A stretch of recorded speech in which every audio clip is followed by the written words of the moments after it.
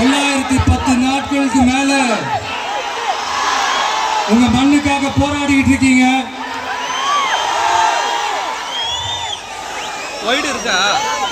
உங்க போராட்டத்தை பத்தி ராகுல் ஒரு பையன், சின்ன பையன் பேசுனதை நான் கேட்டேன். அந்த குழந்தையோட பேச்சு மனசு ஏதோ செஞ்சிருச்சு. உடனே உங்க எல்லாரையும் பார்க்கணும்னு தோணுச்சு, உங்க எல்லாரையும் கூட பேசி ஆகணும்னு தோணுச்சு. உங்க எல்லாரும் கூட நான் நிற்பேன், நீ தொடர்ந்து நிற்பேன் சொல்லணும்னு தோணுச்சு.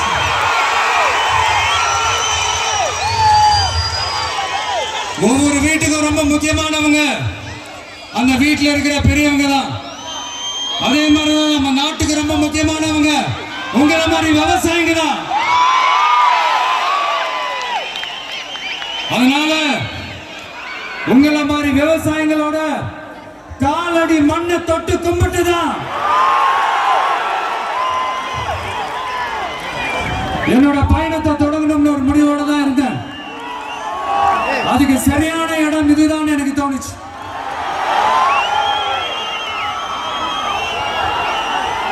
என்ன, உங்க வீட்டில் இருக்கிற ஒரு மகனா என்னோட கள அரசியல் பயணம் உங்களோட ஆசீர்வாதத்தோட இங்கிருந்து தான் தொடங்குது.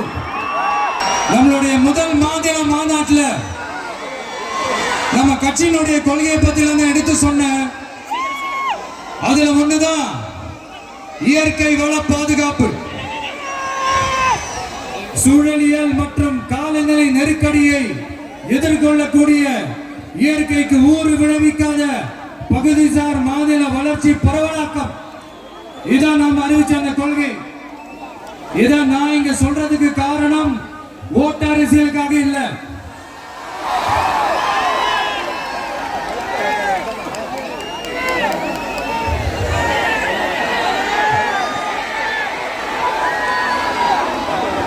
இன்னொரு தீர்மானம் அதே மாநில மாநாட்டில் நான் சொன்னேன். அது விவசாய நிலங்கள் பாதுகாப்பு கொள்கை தீர்மானம். அதுல காஞ்சிபுரம் மாவட்டம் பரந்தூரில் 1000க்கும் மேற்பட்ட ஏக்கர் பரப்பளவில் 13 நீர்நிலைகளை அடிச்சு சென்னையை நிரந்தரமாக வெள்ளக்காடாக்கும் இத்திட்டத்தை ஒன்றிய மாநில அரசுகள் கைவிட வேண்டும் என்று வலியுறுத்தின.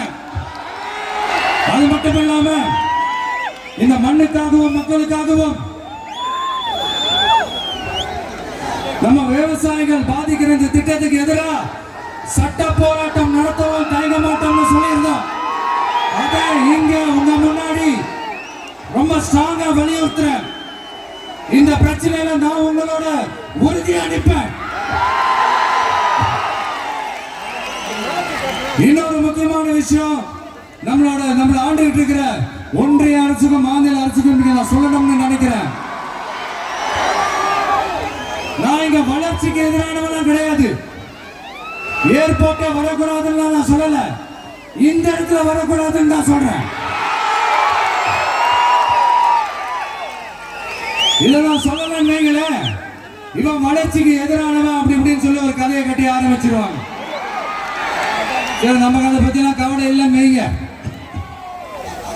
எல்லாத்துக்கும் மேல இன்னைக்கு இந்த பூமியில வாழ்ற எல்லா உயிரினங்களோட இருப்பையும் புவி வெப்பமயமாதல் பயமுறுத்திட்டு இருக்கு.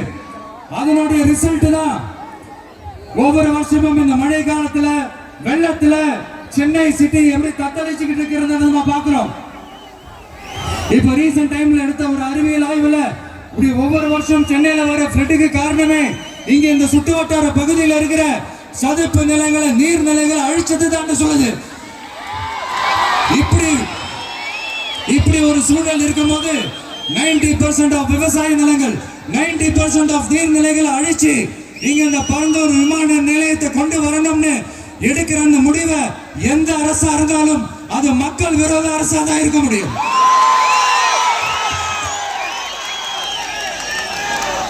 இப்ப சமீபத்துல நம்ம அரிட்டாப்பட்டி பகுதியில அந்த டங்ஸ்டன் சுரங்கம் அமைக்கிறதை எதிர்த்து தமிழ்நாடு அரசு ஒரு தீர்மானம் ஒன்று கொண்டு வந்தாங்க. அதை நான் மனப்பூர்வமாக வரவேற்கிறேன். ஆனா அதே நிலைப்பாட்டை தானே இங்க நம்ம பரந்தூர் பிரச்சனையில எடுத்திருக்கணும். எடுக்கணும். எப்படி அரிட்டாப்பட்டி பகுதி மக்கள் நம்ம மக்களும், அதே மாதிரி தானே பரந்தூர் மக்களும் நம்ம மக்கள். அப்படித்தானே ஒரு அரசாங்கம் யோசிக்கணும். ஆனா அப்படி செய்யலையே. ஏன் செய்யல? ஏன்னா இந்த விமான நிலையத்தையும் தாண்டி இந்த திட்டத்தில் அவங்களுக்கு ஏதோ ஒரு லாபம் இருக்குது.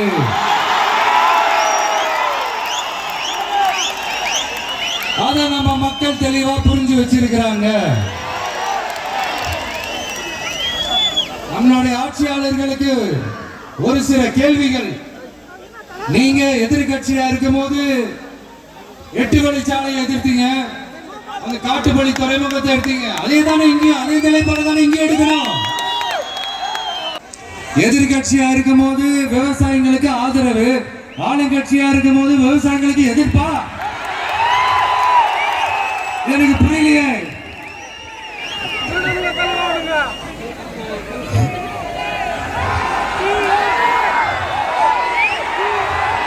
அதனால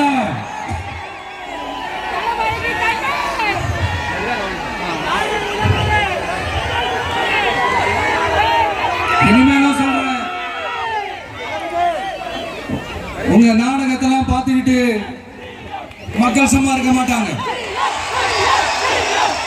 நீங்க உங்களோட வசதிக்காக அவங்களோட நிக்கிறதும், அவங்களோட நிக்காம இருக்கிறதும், நாடகம் ஆடுறதும், நாடகம் ஆடாம இருக்கிறதும், அது சரி. நம்புற மாதிரியே நாடகம் ஆடுறதுல தான் நீங்க கில்லாடிங்களாச்சு. அதே மீறி நம்ம விவசாயிங்க உங்க போராட்டத்துக்கு எதிராக போராடினாங்கன்னா பிரச்சனை தான். அதனால இனிமேல் உங்க நாடகத்தை பார்த்துக்கிட்டு மக்கள் சும்மா இருக்க மாட்டாங்க. உங்களோட இந்த விமான நிலையத்துக்காக நீங்க ஆய்வு செஞ்ச இடத்தை மறு ஆய்வு செய்யணும்னு ஒன்றிய அரசுக்கும் மாநில அரசுக்கும் நான் கேட்டுக்கிறேன். விவசாய நிலங்கள் இல்லாத இந்த பாதிப்புகள் குறைவா இருக்கிற இடங்களா பார்த்து உங்களுடைய விமான நிலையத்தை கொண்டு வாங்க. வளர்ச்சி தான் மக்களின் முன்னேற்றம். ஆனா அந்த வளர்ச்சின்ற பேர்ல நடக்கிற அழிவு மக்களை ரொம்பவே பாதிக்கும்.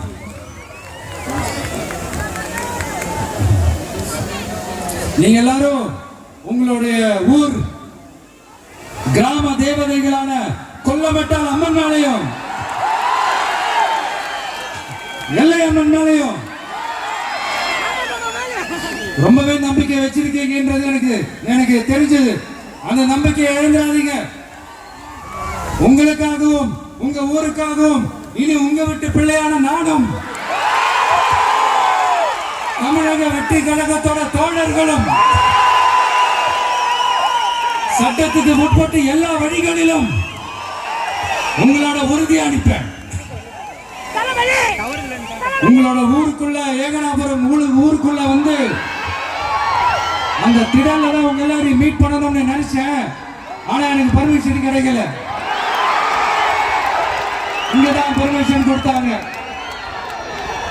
நான் ஏன் ஊருக்குள்ள வரணும் தடைன்னு எனக்கு தெரியல. இப்படிதான் கொஞ்ச நாளைக்கு முன்னாடி நம்ம புள்ளிங்க ஒரு நோட்டீஸ் கொடுத்ததுக்கு தடை விதிச்சாங்க. ஒரு துண்டு சீட்டு நம்ம பிள்ளைங்க கொடுத்ததுக்கு. அது ஏன்னு எனக்கு புரியல. அதனால கான்பிடண்டா இருங்க, நல்லதே நடக்கும், வெற்றி நிச்சயம். மீண்டும் சந்திக்கும் வரை நன்றி, வணக்கம்.